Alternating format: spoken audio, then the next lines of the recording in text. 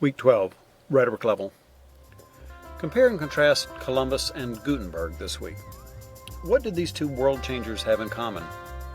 Columbus, like Gutenberg, held tenaciously to his dream and overcame many hardships to realize it. Both men thirsted for personal riches and honor. In both cases, God honored them with some limited fame, but very little wealth. God alone sees hearts, though. We can be as wicked as Gutenberg or Columbus could. The purpose of this exercise is to help students to identify with these men's sinful temptations and thus learn from their errors, rather than being quick to judge or condemn them. Have your child explain what the Spanish Inquisition was and how it came about.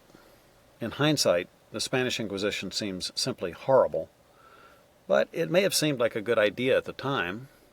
Queen Isabella of Spain believed it was her Christian duty to protect the faith.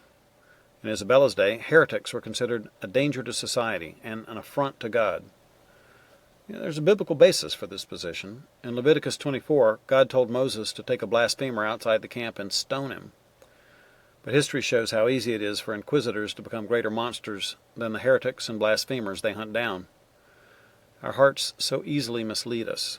As Paul says in Romans 7, "When I would do good, evil is right there with me." The Renaissance and the Age of Exploration came at very nearly the same time. Was this just a coincidence?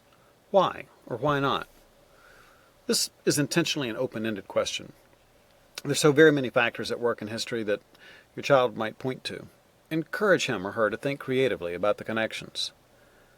It probably wasn't pure coincidence. There are some obvious factors that influence both developments.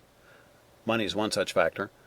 Europe was growing increasingly wealthy, which made it possible for patrons to support the artists who defined the Southern Renaissance. That same wealth created ever greater markets for spices and other exotic goods from far away.